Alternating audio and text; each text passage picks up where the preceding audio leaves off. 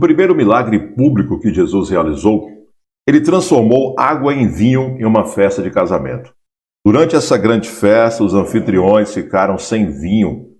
Maria, a mãe de Jesus, aproximou-se e contou-lhe sobre o problema. Mãe, por que está me dizendo isso? Não posso fazer nada a respeito. Disse Jesus, a minha hora ainda não chegou. Posso imaginar que Maria apenas sorriu e disse aos serviçais, façam-me um favor, seja o que for que Jesus lhes peça para fazer, apenas façam. Maria sabia o que ele era capaz de fazer. Havia 6 grandes tinas de pedra nas proximidades. Cabiam 120 litros em cada uma. Jesus disse aos serviçais, encham esses potes com água. Eles o encheram. Então ele disse, agora tire um pouco de água, que nesse momento havia se transformado em vinho, e leve para o anfitrião da festa. Quando o anfitrião provou, chamou o noivo e disse, isso é incrível! A maioria das pessoas serve primeiramente o melhor vinho e então, depois que as pessoas já beberam bastante, já não se importam mais com a qualidade, servem o vinho mais barato. Mas você fez exatamente o oposto. Guardou o melhor vinho para o final. Li um pouco sobre quanto tempo é necessário para fazer vinho.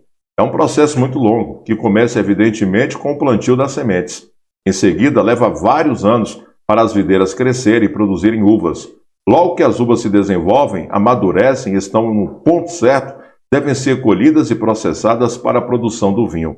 Em geral, pode levar de 3 a 5 anos antes que o vinho possa começar a ser engarrafado. E isso se tratando de um vinho de qualidade mediana. O vinho de boa qualidade leva entre 5 a 7 anos para ser produzido. É envelhecido para ter a qualidade e o valor aumentados, o que pode demorar décadas. Normalmente, para ser considerado de boa qualidade, um vinho deve ter 20 ou 30 anos de idade. No entanto, em seu primeiro milagre público, Jesus produziu o vinho da mais fina qualidade em uma fração de segundos. Ele fez em instantes o que normalmente levaria décadas para ser produzido. Assim, se você estiver preocupado por não ter tempo suficiente para realizar os seus sonhos e objetivos, é preciso lembrar que, assim como Jesus acelerou o processo de vinificação, Deus pode fazer em uma fração de segundos o que de outra forma poderia levar muitos anos. Talvez, falando em termos humanos, você levaria 20 anos para quitar a sua casa. Mas a boa notícia é que Deus trabalha no ramo da aceleração. Ele pode dar a você uma boa oportunidade que irá impulsioná-lo 30 anos em direção ao futuro. Ele pode transformar água em vinho. Sinta-se encorajado com essa notícia. O Deus que servimos sabe como acelerar os processos, quebrando as leis naturais. Ele pode levá-lo mais longe e mais rápido do que você jamais poderia imaginar. A declaração de hoje é essa. Eu declaro que Deus irá acelerar o seu plano para a minha vida à medida que eu colocar a minha confiança nele. Vou realizar os meus sonhos mais rápido do que pensava ser possível. Não irá demorar anos ou décadas para que eu supere um obstáculo, fique livre das dívidas ou conheça a pessoa certa. Deus está fazendo as coisas mais rápido agora do que antes. Ele irá me dar a vitória mais cedo do que imagino. Ele tem bênçãos que vão me impulsionar anos à frente. Esta é a minha declaração. E eu desejo que nesta manhã o Senhor fale ao teu coração, que o Senhor te encoraje, que Ele te encha de ânimo para você enfrentar os desafios do dia a dia. E para isso eu quero trazer uma palavra que vai falar diretamente ao seu coração. Uma mensagem que vai fazer você pensar sobre qual é o propósito da sua vida. E ao final eu vou orar por você, pela sua família, vai ser uma bênção. Amém? Mas antes de começarmos, eu quero pedir que você já deixe aqui o seu like, se inscreva no meu canal e ative o sininho para você receber a notificação do YouTube sempre que eu colocar um vídeo novo. Eu não sei se você sabe, mas todos os dias, de segunda a segunda, eu tenho colocado uma oração de fé, uma mensagem para te abençoar. E eu conto com você para caminharmos juntos na presença de Deus. E eu quero começar o nosso momento de oração desta manhã te fazendo uma pergunta. Você vive para quê? Qual é o propósito da sua existência aqui na Terra?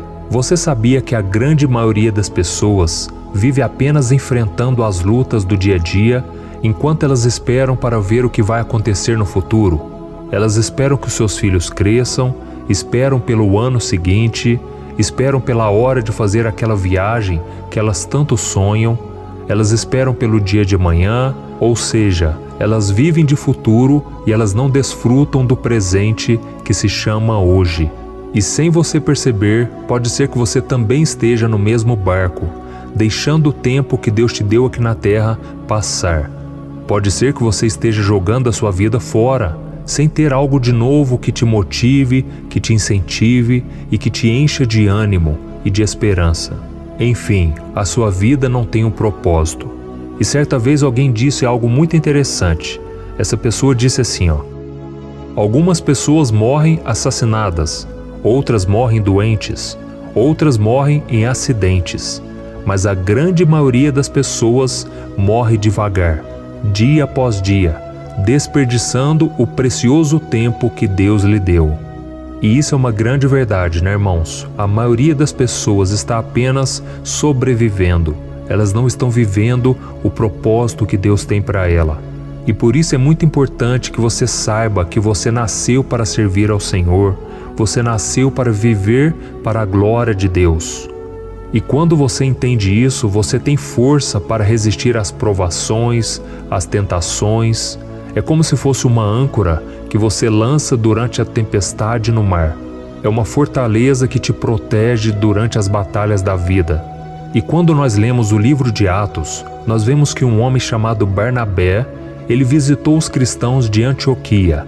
E quando ele chegou lá, ele encorajou aqueles irmãos a viverem suas vidas com propósito. E eu quero ler para você o que está escrito em Atos capítulo 11, o versículo 23. Olha o que diz. Quando Barnabé chegou ali e viu a graça de Deus sendo derramada, ficou alegre e os animou a permanecerem fiéis ao Senhor, de todo o coração. Olha isso, irmãos. Barnabé aqui estava dizendo que aquele povo, eles deviam ter mais do que uma fé em Jesus. Aquelas pessoas precisavam viver para o Senhor, sendo fiéis a Ele de todo o coração. E esse discurso vai de encontro ao que foi pregado pelo apóstolo Pedro. E eu quero ler para você o que está escrito em 1 Pedro, capítulo 4, o versículo 1 ao versículo 3. Olha o que Pedro disse a todos aqueles que servem a Cristo. Uma vez que Cristo sofreu corporalmente, arme-se também do mesmo pensamento, pois aquele que sofreu em seu corpo rompeu com o pecado, para que no tempo que lhes resta não viva mais para satisfazer os maus desejos humanos, mas sim para fazer a vontade de Deus. No passado, vocês já gastaram tempo suficiente, fazendo o que agrada aos pagãos. Naquele tempo vocês viviam em libertinagem, na sensualidade, nas bebedeiras, orgias e farras, e na idolatria repugnante. Olha que palavra de exortação, né, irmãos? Aqui Pedro está dizendo que aqueles irmãos deviam parar de gastar tempo à toa, deviam parar de desperdiçar as suas vidas, já que eles já tinham gastado tempo bastante lá no mundo quando eles não conheciam a palavra de Deus. Então eles deveriam até mesmo passar por sofrimento. Isso é normal na vida do cristão. E ele disse que o sofrimento nos ajuda a romper com o pecado. Assim como Cristo sofreu, assim como Cristo carregou a sua cruz, nós também devemos carregar dia após dia, porque assim estaremos mais próximos do Senhor, assim o Senhor cumprirá a vontade dele na nossa vida.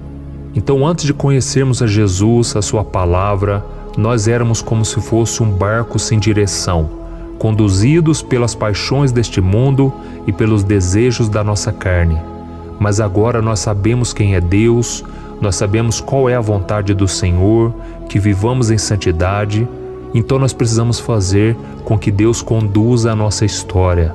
Devemos ter como principal objetivo da nossa vida viver para Cristo e dedicar o nosso corpo e a nossa alma totalmente ao Senhor. Nós temos que mostrar a este mundo, irmãos, que nós não estamos aqui por acaso, que Deus é o nosso Pai, que o Senhor tem planos para a nossa vida. E nós também devemos estimular as outras pessoas a confiarem nas promessas de Deus e pregar o Evangelho fora de tempo, em tempo. Nós devemos fazer a obra do Senhor. E eu sei que todos nós temos preocupações com este mundo, nós precisamos pagar contas, temos famílias para sustentar, nós temos objetivos, sonhos também. E isso é importante. Mas se nós servimos a Deus somente com esse propósito, nós estamos limitando aquilo que Deus quer fazer na nossa vida. E por isso o mais importante é que nós nos disponhamos para fazer a vontade dEle, para sermos usados nas suas mãos. Então, se você encontrar pessoas no seu dia a dia, não perca as oportunidades. Fale do amor de Deus, fale do Evangelho, fale que é somente com Jesus que a vida da pessoa pode ser salva e transformada. Amém? Então, se você entendeu que esse é o propósito principal da sua vida, eu quero orar por você agora, tá bom? Então feche os seus olhos, eu vou orar por você, mas eu gostaria também que, se você puder, ore em pensamento, ore com palavras, ore junto comigo. Glória a Deus. Senhor, meu Deus e meu Pai, eu me coloco na Tua santa presença nesta manhã para Te agradecer por mais um dia de vida, por mais um dia que está começando. Oh, meu Pai, como é bom ouvir a Tua palavra, Pai. Como é bom ouvir a Tua palavra que nos renova, que nos encoraja.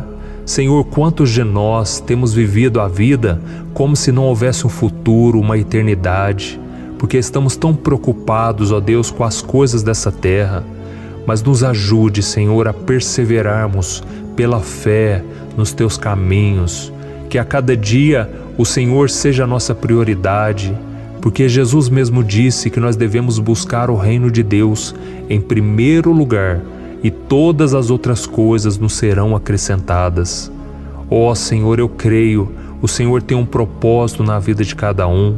Ninguém nasceu por acaso, ninguém passa por lutas por acaso, tudo tem um propósito. Nos ajude a entender, Senhor, os Teus caminhos.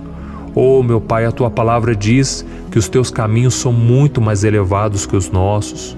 Os Teus pensamentos são maiores que os nossos. E por isso Te pedimos, ó Deus, revela a Tua vontade para a vida de cada um dos meus irmãos. Senhor, abençoa a vida desse irmão e dessa irmã, a sua família, que essa pessoa venha conseguir ter uma fé maior do que os seus problemas.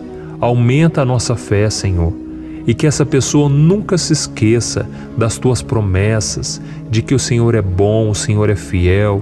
Ajuda-nos, meu Pai, a não sermos engolidos pelos problemas deste mundo.